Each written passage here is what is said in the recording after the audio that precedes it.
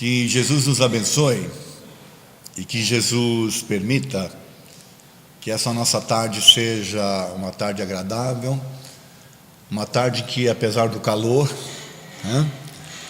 a gente possa também sentir o calor das energias reinantes aqui no nosso ambiente, que a gente possa trocar ideias e energias juntos e que essa troca de energias possa nos favorecer, possa nos fortalecer, possa nos ajudar a estar bem, a se reequilibrar tanto física quanto espiritualmente. Enfim, que a gente possa sentir que valeu a pena estar aqui hoje, aprendendo um pouco mais, conhecendo um pouco mais, neste caso aqui, sobre Jesus, sobre a sua mensagem, para que através do entendimento correto da sua mensagem, a gente possa libertar-se. Esse é o objetivo aqui da palestra. Então vamos dar início. Esse é o Chico Xavier, acho que todos conhecem, certo? Dispensa apresentações, Considerado aí um dos maiores médiums do Brasil, se não do mundo, E este é o mentor dele, o Emmanuel, ou pelo menos foi o mentor dele durante muito tempo, Essa é uma pintura feita de uma descrição do Emmanuel, tá bom? E eles escreveram um livro juntos, o Emmanuel ditando e o Chico psicografando, chamado A Caminho da Luz, que é esse livro que aí está. Esse livro foi psicografado de 17/8 a 21/9 do ano de 1938. E é um livro interessante porque traz assim uma abordagem do desenvolvimento do ser humano, principalmente da Terra, desde o início, até a sua evolução. Por isso que o título é A Caminho da Luz. As primeiras formas de vida, as primeiras nações, as primeiras raças, depois as misturas das raças e por aí adiante, Ou seja, é uma viagem do ser humano na Terra, do espírito, na verdade, como ser humano na Terra, Então vale a pena a gente ler para entender um pouco essa questão, tá certo? E esse livro tem um fato, tem um item muito interessante ali, que está aqui, olha,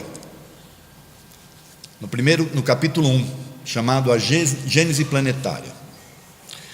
Ele fala aqui da comunidade dos espíritos puros, e ele explica o que seria essa comunidade. Ele diz mais ou menos o seguinte, que no momento em que o nosso planeta Terra era na realidade uma massa incandescente de energia, que havia se desprendido do Sol, se afastado, enquanto essa massa de energia estava começando um processo de resfriamento, por estar se afastando do Sol, ela começa a se resfriar, tá certo? Essa comunidade de espíritos puros se reuniu próximo dessa massa incandescente. Então já eram espíritos que neste momento aí já tinham um nível de evolução tal a ponto de participarem da cocriação da vida que viria a ter naquele planeta, que no caso aí é a Terra. Eles se reuniram a primeira vez para dar a junção da sua união, eles pudessem disponibilizar ou formar um plasma que recobrisse toda a atmosfera daquela massa incandescente para ajudar nesse processo de resfriamento, e que da junção desse plasma com aquela energia toda pudesse então, a partir daquele momento, iniciar as primeiras formas de vida. Nós estamos falando aqui das primeiras formas de vida do planeta de 500 milhões de anos atrás, Então não é nada assim, vai pensar que já veio o ser humano. Foi uma coisa muito lenta esse processo. As primeiras formas de vida aí, nós estamos falando de micróbios, nós estamos falando dos primeiros seres, vamos assim dizer. Bom, e eles falam outra coisa também. Eles dizem que A segunda vez que essa comunidade de espíritos se reuniram foi para decidir qual deles viria até nós no momento propício. Então aqui já vem uma informação interessante. Dessa comunidade de espíritos que ajudaram no processo de desenvolvimento da Terra, dos seres, né? Um deles se prontificou a vir no momento correto, no momento certo, para trazer a mensagem. E aí o escolhido foi Jesus. Olha que interessante. Se nós levarmos em consideração como verídica essa informação, né? Ela está vindo através do Chico e através do Emmanuel, tá certo? Se considerarmos verídica essa informação, nós vamos ver então que Jesus, no momento em que a Terra estava ainda no processo de desprender-se do Sol, já era um espírito evoluído, a tal ponto que participou da cocriação, né?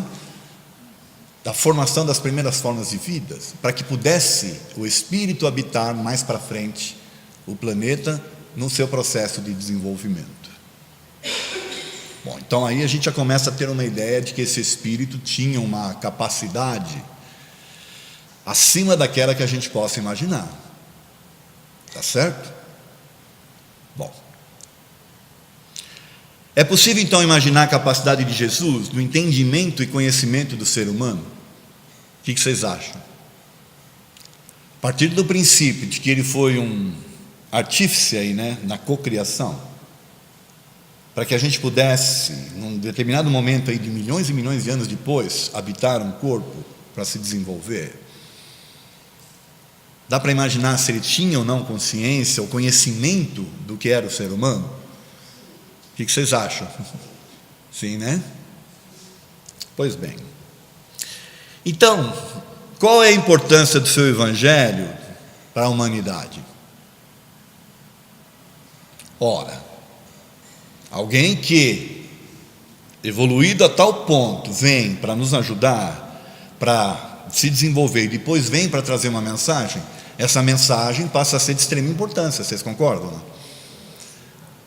No meu modo de ver, ela ganha uma conotação diferente daquela que a gente está habituado a ver ou a perceber.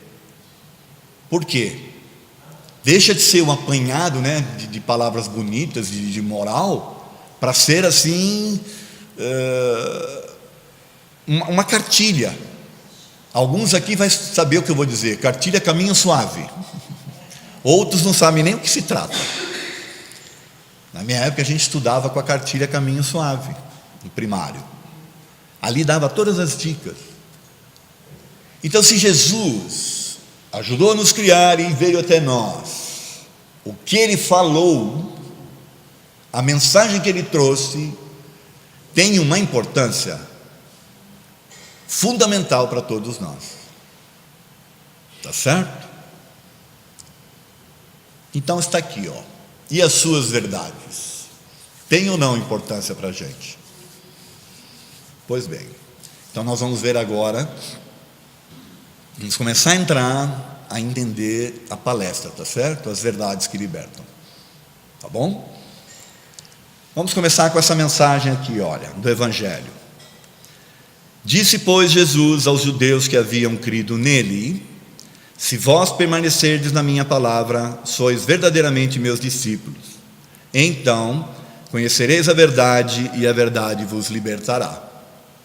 Está lá em João capítulo 8, versículos 31 e 32. Olha que interessante. Jesus estava falando para aqueles que haviam acreditado nele. Não era para qualquer um. E aí ele diz assim: olha, vocês que acreditam em mim, tá certo? Se vocês permanecerem na minha palavra, vão conhecer as verdades, e essas verdades vão libertar vocês. Então o segredo aqui está na palavra crido, permanecer, verdade e liberdade. Crer, gente, significa entender, acreditar, no caso aí, ter fé. Ora, se eu estou ouvindo alguém, né, que eu acredito nele, aquilo que ele me disser passa a ter importância, certo? Se aí ele fala em permanecer, que significa ficar, continuar, durar, estar, no nosso caso então significa vivenciar.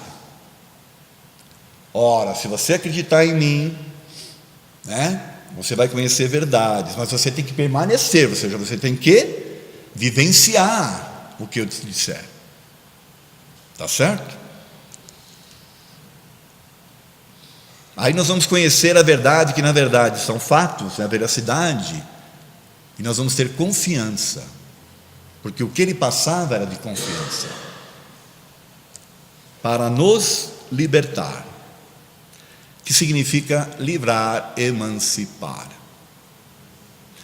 Então, resumindo um pouquinho,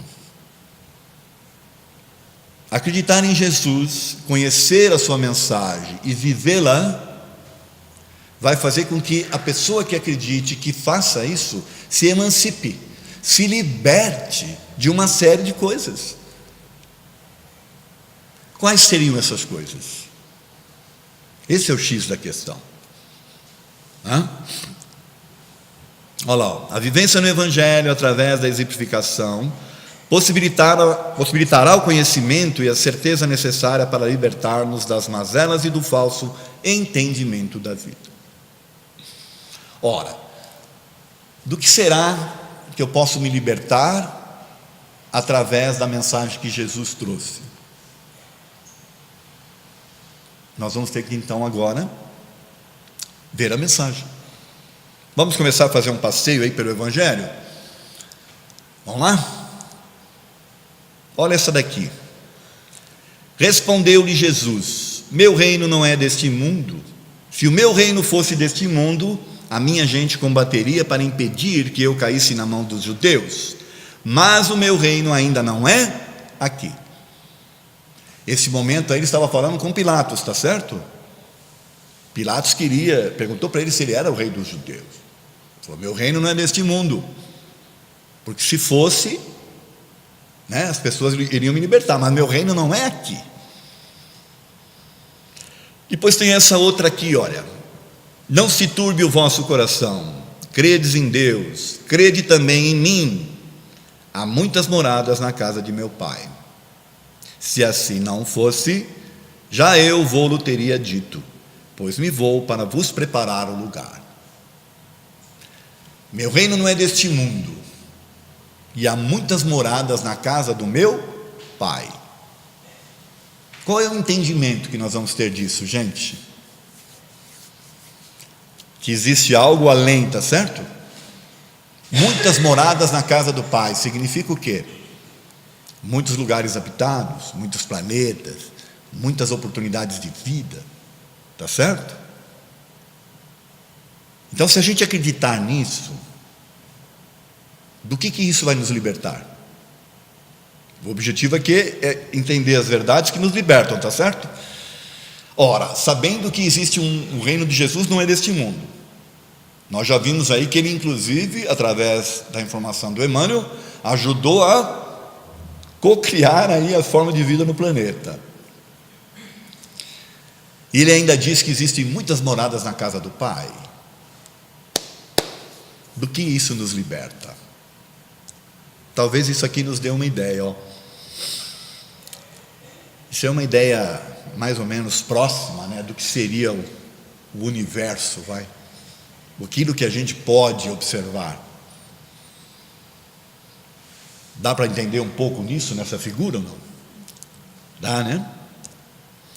Então, liberta-nos da pequenez do mundo, nos dá uma visão mais ampla e universal, mostrando-nos que somos seres pertencentes a algo muito grandioso.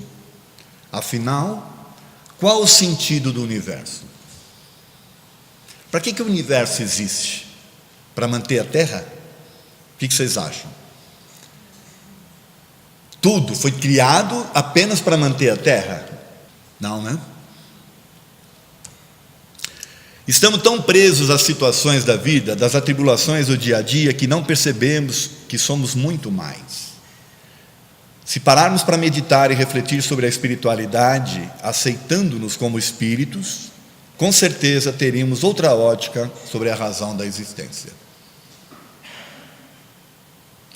Então, se Jesus veio até nós dizer, olha, tem muitas moradas na casa do Pai, meu reino não é deste mundo, quando ele foi ali ameaçado, né, por Pilatos, ele está tentando mostrar que nós somos muito mais, que existe muito mais coisa por aí. E às vezes a gente se aferra, a gente se fecha em coisas, em detalhes, miudezas do nosso dia a dia, e não percebe o quanto que nós somos, quão grandiosos nós somos, porque a gente está envolvido demais com as coisas pequenas do dia a dia. Nós precisaríamos ter oportunidade de sair à noite, é que a poluição da nossa cidade não permite isso, sabe? Mas poder sair à noite e olhar para o universo e falar, meu, o que eu estou fazendo aqui? Por que eu estou me aferrando a coisas que não me ajudam em nada? Por quê? Porque tem muitas moradas e tem muitos reinos por aí. Tem mais aqui, ó. Aprendestes o que foi dito, amareis o vosso próximo e odiareis os vossos inimigos. Eu, porém, vos digo, amai os vossos inimigos, fazei o bem aos que vos odeiam e orai pelos que vos perseguem e caluniam. A proposta aqui, ela é ousada. A proposta é de extrapolar, porque amar aquele que nos ama é simples, a energia é a mesma. Para ser alguém diferente, você tem que conseguir amar aqueles que estão mandando uma energia ruim para você. Não é fácil. E o amor aí não é o mesmo que você sente por alguém que está na mesma sintonia. Aqui é algo além. Não precisa necessariamente você amar como esse amor romântico que a gente aprendeu que é o amor, né? Porque o amor é algo além disso. Talvez o fato de você não revidar as ofensas, não desejar o mal daquela pessoa, orar por ela, por exemplo, já é um grande passo, né, de demonstrar o amor, porque não é fácil fazer o que ele pede aqui, tá certo? Mas tem mais, olha, aprendesse o que foi dito, olho por olho, dente por dente, eu porém vos digo que não registrais ao mal que vos queiram fazer, que se alguém vos bater na face direita, lhe apresenteis também a outra. São ideias que ele está passando aqui de verdades que vão nos libertar de algo.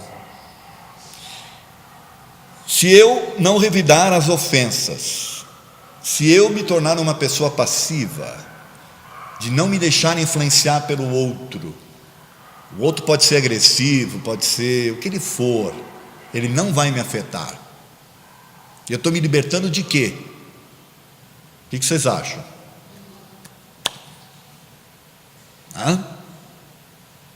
Vamos ver. Aqui é a ideia da gente estar, né, de bem com a vida, estar livre. Essa é a ideia dessa imagem. Eu consigo ficar assim se eu ficar preocupado porque o outro está me desejando mal, ou porque o outro está, né, fez isso ou fez aquilo? O que vocês acham? Eu fico preso, tá certo? Aí ele fala, olha, não resista ao mal. Se alguém te bater, oferece a outra. Lógico, você não vai ficar apanhando das pessoas, não é isso. Mas não resista. O mal é o mal. Você vai se ligar ao mal se você permitir. Tá certo? Nos liberta de sentimentos de mágoa, ódio e rancor. Liberta-nos também das perseguições de futuras obsessões e também de futuras doenças. Nos torna pessoas mais leves, joviais e equilibradas. Por que eu falo aqui, gente, que nos liberta de futuras obsessões? Porque se eu me ligar, alguém está além me odiando por alguma razão, e eu me ligar a ela, o que eu estou fazendo? Criando uma sintonia. Se eu corto, eu desejo bem para ela, eu oro por ela, eu estou criando um escudo, uma barreira. A pessoa pode continuar do jeito que ela for, ela não vai me atingir.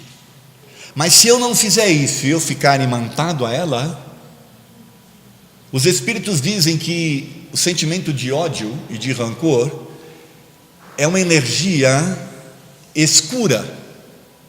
A gente não consegue ver mas eles dizem que ela é escura, ela é pegajosa.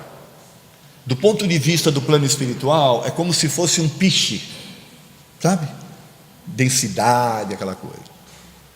E aí a gente se liga nesse tipo de energia, é difícil cortar. Por isso que é importante, isso que ele falou, não resista ao mal, se alguém te abateu, então ame o teu inimigo. Melhor coisa que você faz, para você não se ligar. Eu falei aqui também que nos liberta de doenças. O que vocês acham? Estou exagerando? Sentimentos assim me fazem bem?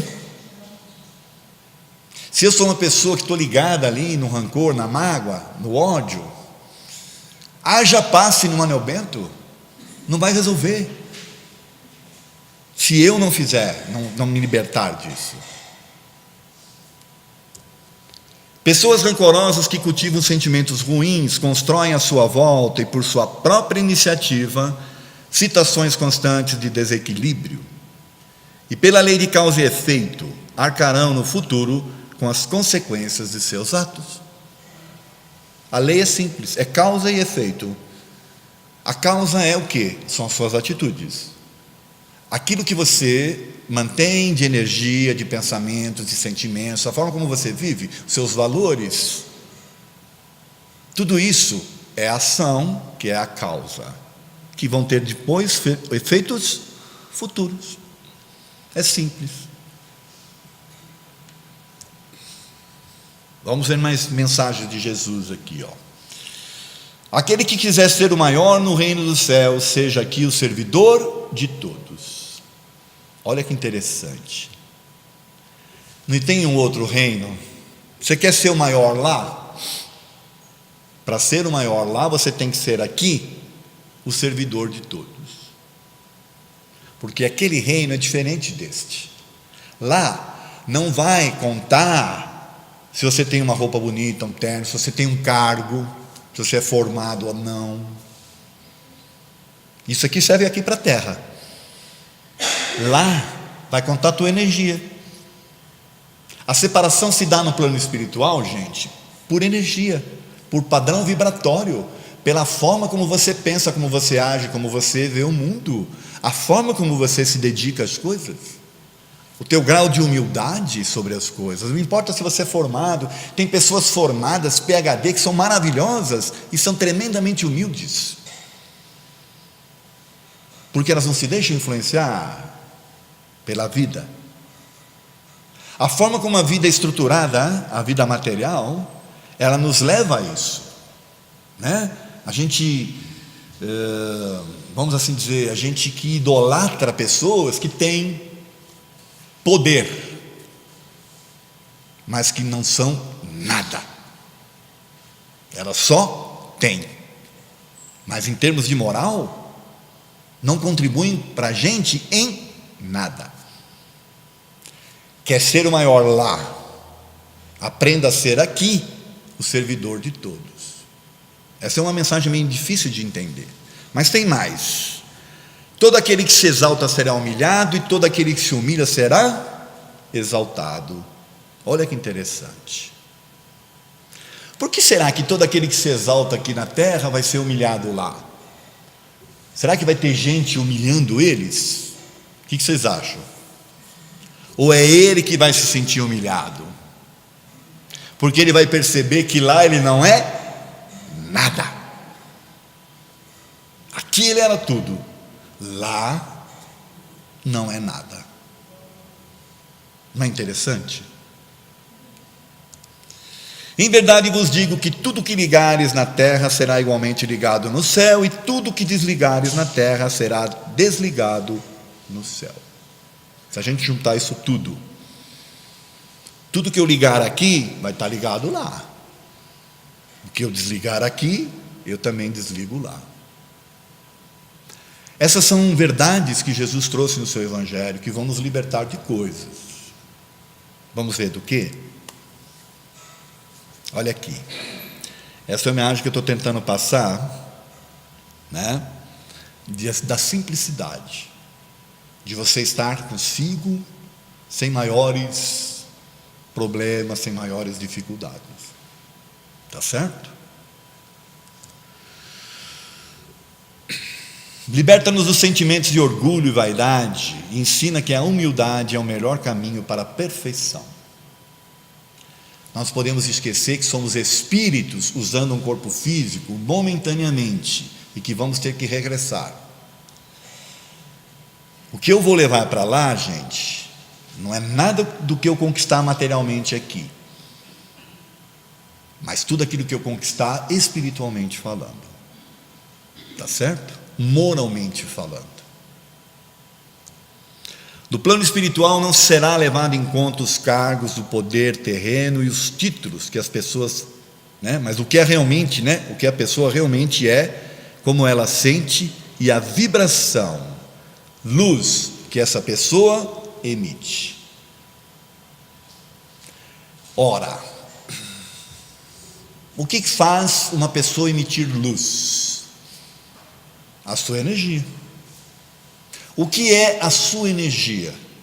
O seu pensamento.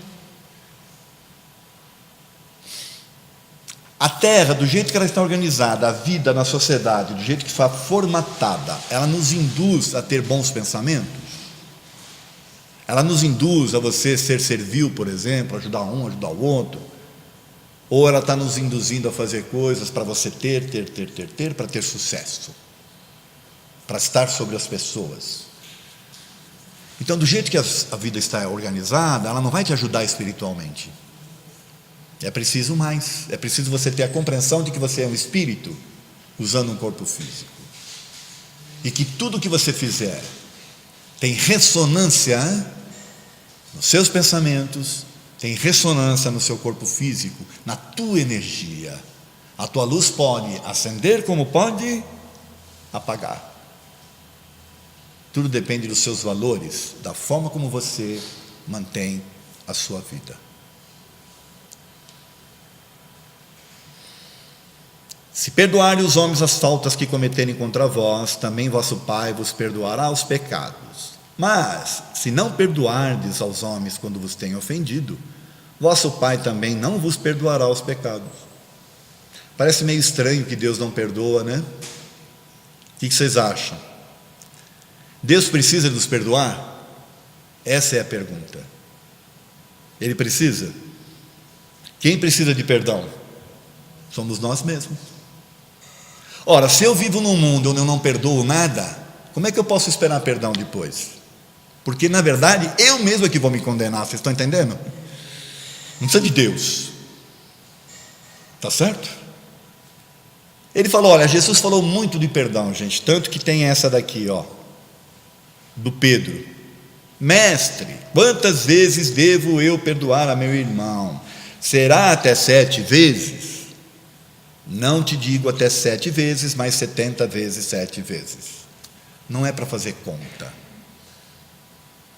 É para perdoar indistintamente. Por quê? O que o perdão é importante? Lembre-se, é alguém falando para a gente que nos conhece profundamente, sabe das nossas necessidades. Aí ele diz que eu tenho que perdoar sempre.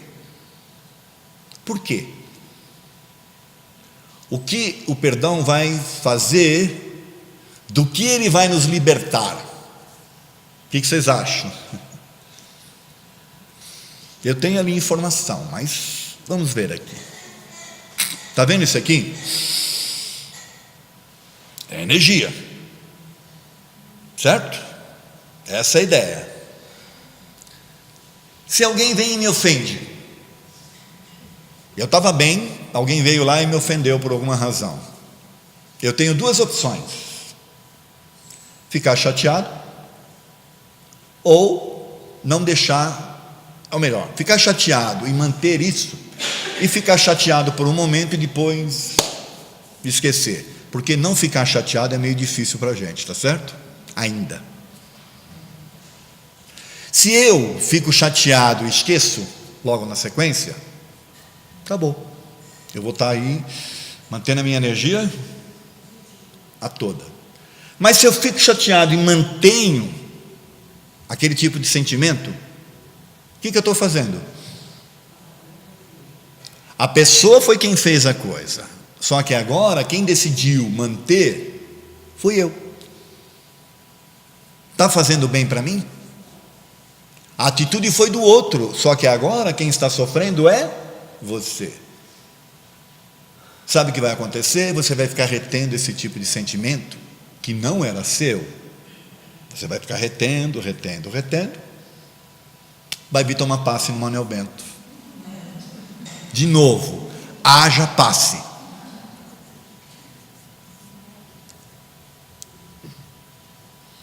Liberta-nos de uma energia que não era nossa, nos mantendo equilibrados e saudáveis, tanto física quanto espiritualmente, e também em paz conosco, que é o mais importante.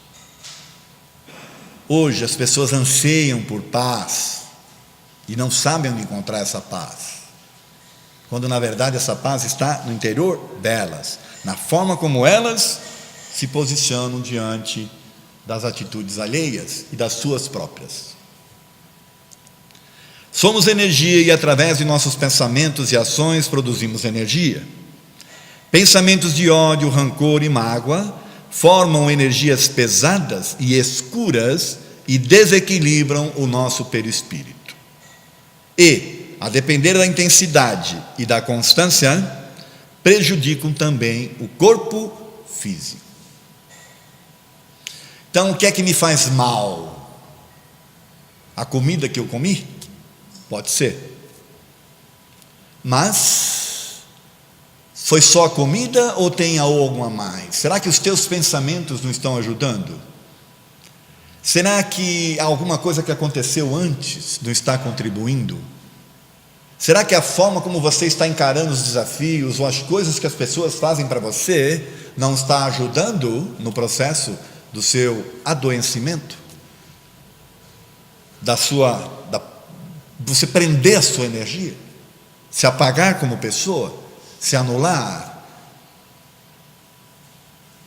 Perdoar significa se libertar disso. Mas isso é tema para uma palestra inteirinha, tá bom? Nós estamos vendo aqui as verdades que nos libertam, tá certo? Vamos seguir que tem mais. Ora, se um irmão pecar contra ti, vai e repreende-o entre ti e ele apenas. Se te ouvir, terás ganho o teu irmão. Gente, isso aqui é um conselho tão bom, mas tão bom, que a gente não segue. Se o irmão pecar contra ti, vai, conversa só você e ele, entende? Resolve a coisa entre vocês dois. Se ele te ouvir, você vai ganhar um irmão. Nós fazemos isso? Difícil, né? Primeira coisa que eu faço, eu chamo um amigo para falar: olha, você viu o que fulano fez para mim?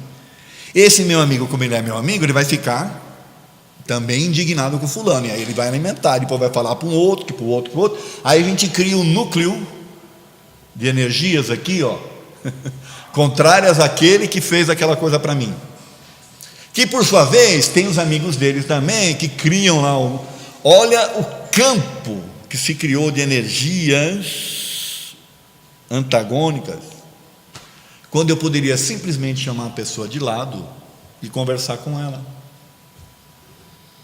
considerando que ela poderia não me ouvir ainda, tá certo? Mas se ela me ouvir, ele fala aqui: terás ganho um irmão. E se ela não ouvir, ela vai pensar duas vezes antes de fazer de novo com você, porque ela sabe que você é daquele tipo que vai e resolve a coisa, entendeu? Olha que conselho interessantíssimo. Mas tem mais. A candeia do corpo são os olhos, de sorte que, se os teus olhos forem bons, todo o teu corpo terá luz. Se porém os teus olhos forem maus, o teu corpo será tenebroso. Portanto, se a luz que há em ti são trevas, quão grandes são tais trevas? Isso aqui eu acho poético, inclusive. Lindo essa mensagem. Teus olhos são a luz da alma. Dependendo da forma como você enxerga as coisas, as pessoas, como você se enxerga, você pode trazer luz, ou pode te apagar. Vamos ver dos que nos libertam essas coisas? Olha aí, Nos liberta de sentimentos negativos para com outras pessoas, dando-nos condições de viver em harmonia, equilíbrio e paz de espírito. Quando ele fala da forma como você observa o mundo, as pessoas, é o que você traz para dentro de você. Tá certo? Se você não consegue enxergar o bem, só mal, só atitudes más, o que é que você está fazendo? De que forma você está enxergando o mundo e o que você está trazendo para dentro de você? Percebem? Também nos liberta das energias negativas produzidas por outras pessoas que possuem o hábito de falar mal de outras. Não somos nós que fazemos isso, são os outros, tá certo? Para a gente se libertar deles, a gente tem que cortar, porque a gente não fala mal de ninguém, tá certo? Nos permite uma vida alicerçada em situações positivas, toda ela baseada em relacionamentos conscientes, verdadeiros e duradouros. Por quê? Eu olho tanto, eu posso olhar o mal, mas se eu passo a enxergar o bem também, eu sei compensar. Tá certo? Por quê? Porque todos nós, gente, estamos vivendo num mundo, a gente faz coisas boas, mas faz coisas ruins também. Isso faz parte de um processo de aprendizado. Tá certo? Então a gente tem que aprender a equilibrar isso no nosso dia a dia. Não acumuleis para vós tesouros sobre a terra, onde a traça e a ferrugem corrói, e onde os ladrões escavam e roubam. Porque onde está o teu tesouro, ali estará também o teu coração. Fantástico. Aonde está teu tesouro, é onde vai estar teu coração. Aqui ele está fazendo está dando uma dica. Olha, não fica acumulando coisas, sabe, bens. Não é só os bens, mas às vezes a gente acumula também energias, com as coisas, com as pessoas. A gente quer dominar, quer mandar, quer manter, quer... Ali está o nosso coração. Quando a gente se for, nós vamos ter essas coisas para nos distrair?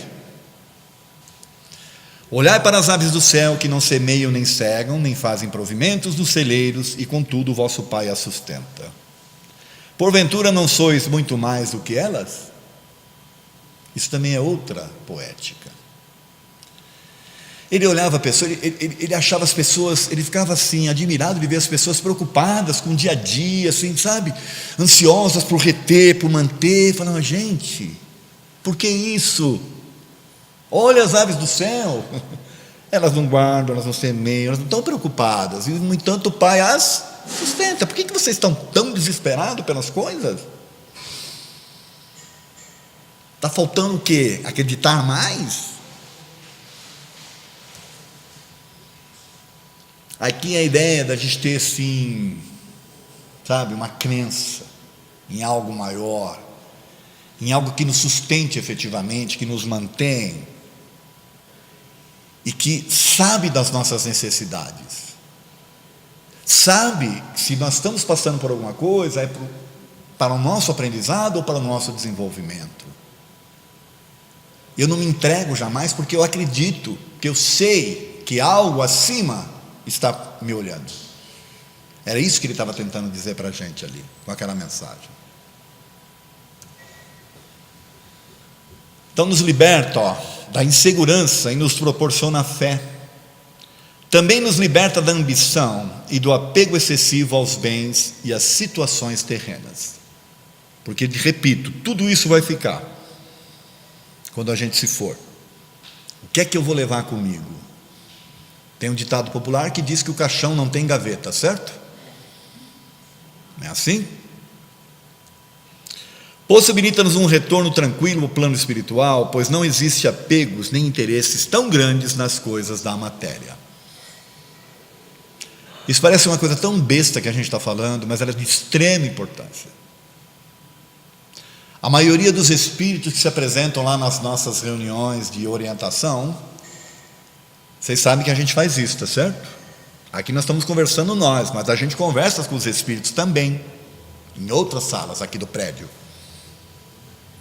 Sabe qual a grande maioria, qual é o grande problema? Por que eles estão aqui? Porque não conseguiram se desprender. Interesses materiais ou coisas, se distraíram delas mesmas, não aprenderam a gostar de si, jamais pensaram na possibilidade de um dia estarem sozinhas, tão distraídas com o mundo que elas estavam. É isso que ele tenta transmitir aqui para a gente com essa mensagem.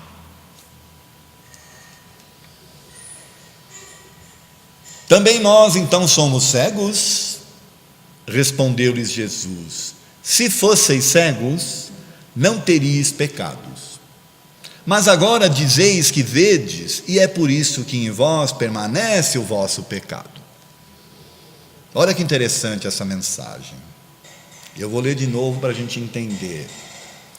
Também nós então somos cegos? Respondeu-lhe Jesus: se fosseis cegos, não teríeis pecado.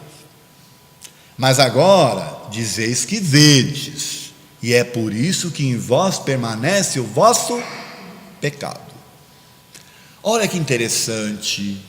Significa o seguinte, que esse pessoal que fez essa pergunta para ele, antes viviam na ignorância, faziam as coisas, tá certo?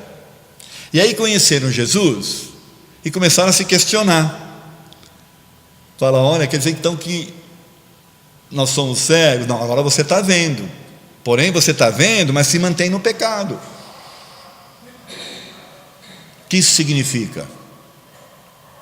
Que a partir do momento que você enxergar a realidade, que você descobrir que fez coisas erradas, agora você está vendo, não é para ficar no pecado, é para seguir, para ser outra pessoa, para se transformar. Agora você sabe. Antes você não sabia.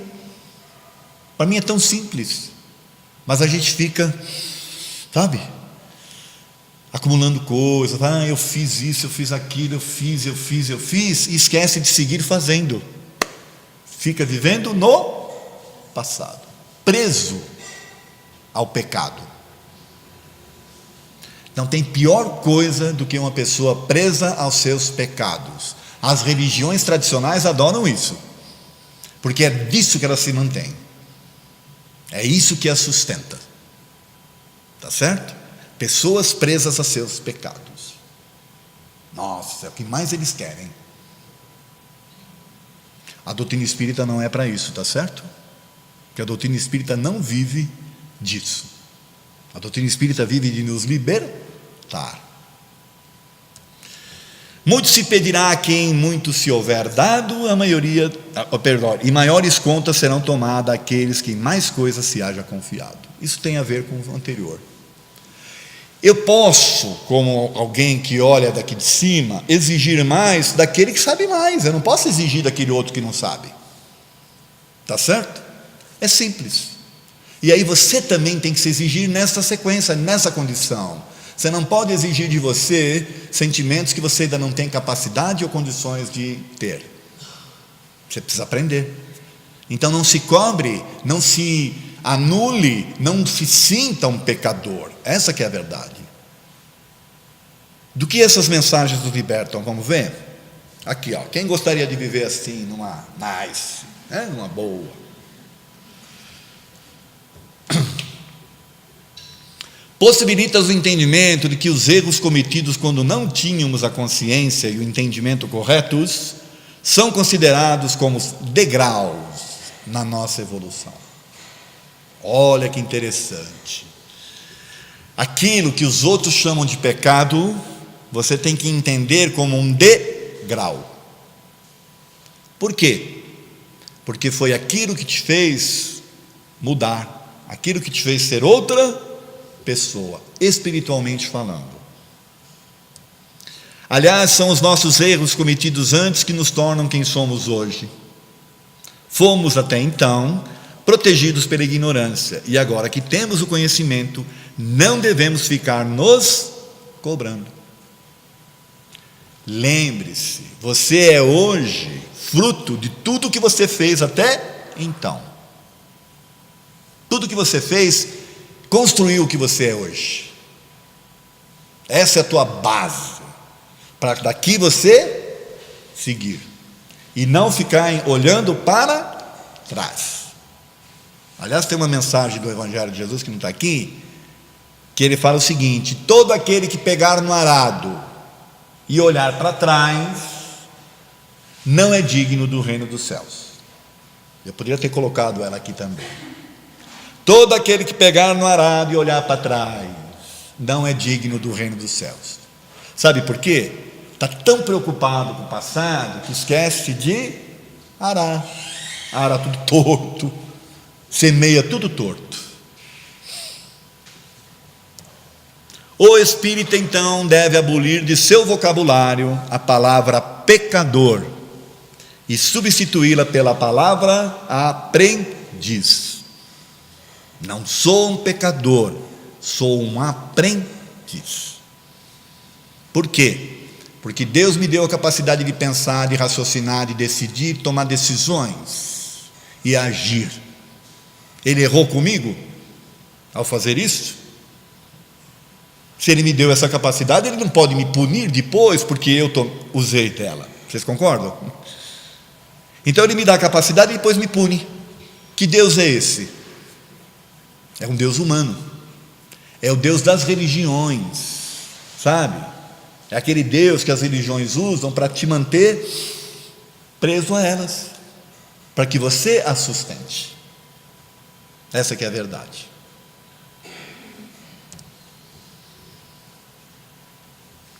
E por falar em religião, nós vamos falar disso agora, tá? Para encerrar a palestra.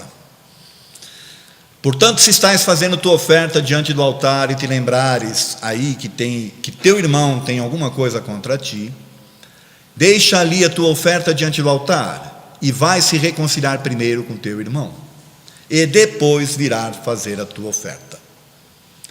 Jesus ficava admirado porque ele via as pessoas indo para os altares lá fazer as oferendas. Era pombinho, era carneirinho, eles sacrificavam mesmo a Deus. E aí ele olhava as pessoas fazendo aquilo e falava assim: olha, faz o seguinte, quando você vier aqui para sacrificar, se você lembrar que tem lá uma contenda com teu irmão, vai primeiro lá se reconciliar com teu irmão, depois você vem e faz a oferta.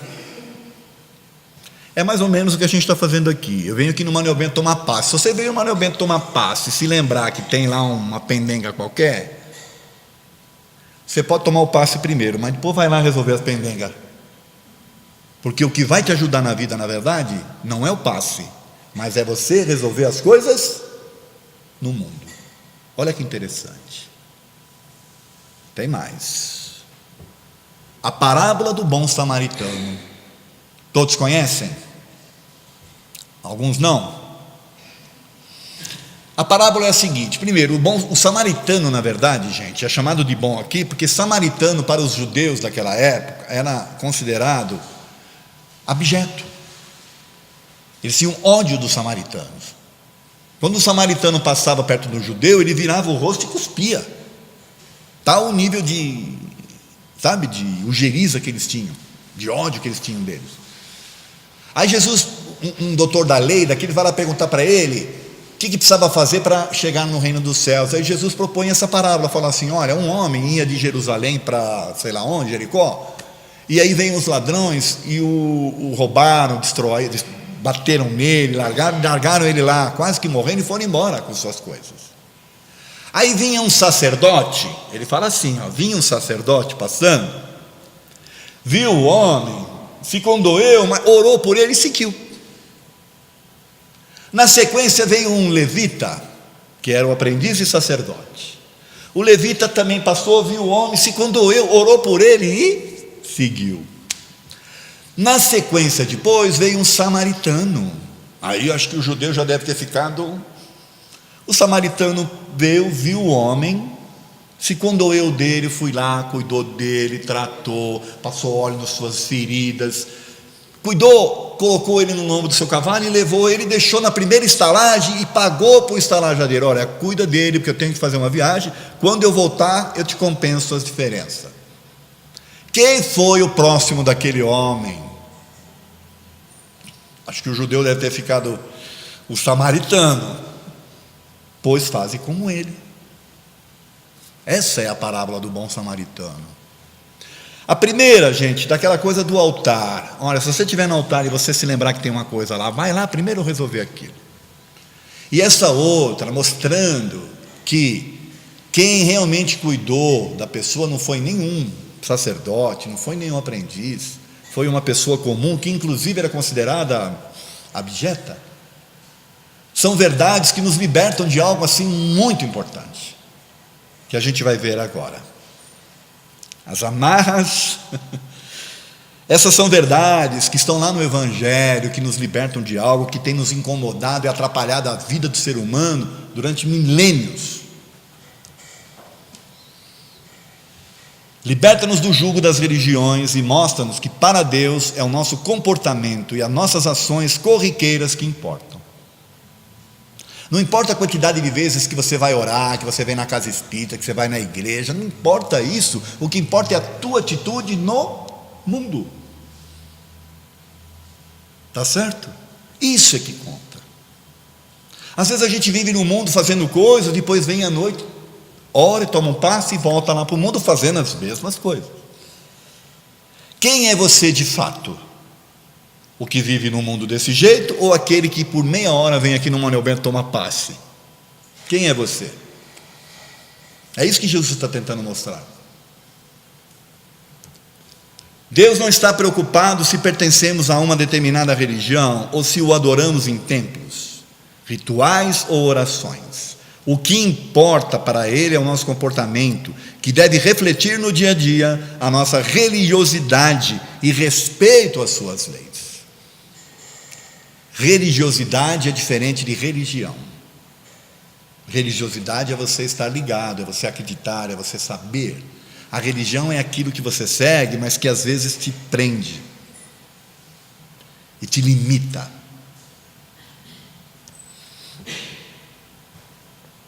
As religiões são dirigidas por pessoas tão ou mais falíveis que os próprios seguidores. Portanto, não são elas e nem eles que garantem a chamada salvação. O que seria essa salvação? É você estar bem, é você se posicionar bem depois, está certo? E não é a religião que vai garantir isso, mas é a tua atitude no dia a dia, no mundo. Isso é que conta. Está certo? É a religiosidade e a vivência evangélica, independentemente de religiões e crenças, que possibilitará o equilíbrio e trará a evolução. É possível que exista mais pessoas com religiosidade fora do que dentro das religiões. Aí é um desafio que eu faço para vocês, para pensarem sobre isso. As religiões estabelecem limites, estabelecem enquadramentos, dogmas, situações, e você não questiona. Você vive aquilo.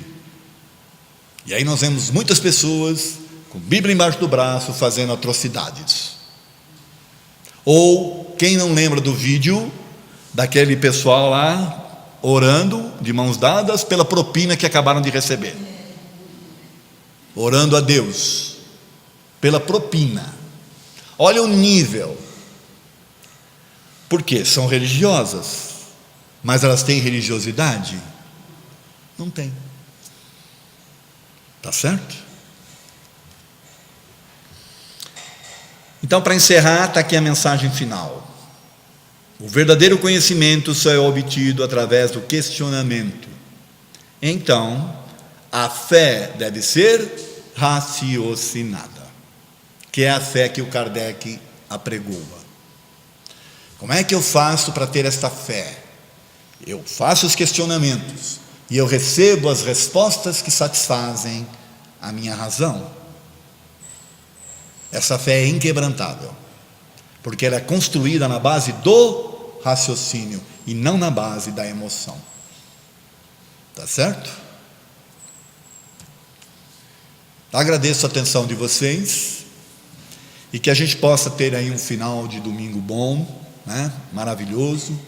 Nossa casa encerra as atividades hoje, porque nós vamos ter que fazer algumas obras aqui. O prédio é novo, mas já tem coisas para fazer. Como já foi dito pela Vomar, dia 7 de janeiro volta a Evangeloterapia e dia 8 de janeiro voltam os passes no Salão da Paz aqui, de segunda a sexta. Tá bom? Os demais tratamentos voltam depois só, tá? Depois vocês veem isso lá nos quadros. Gente, boa tarde e que Jesus nos abençoe. Obrigado pela atenção.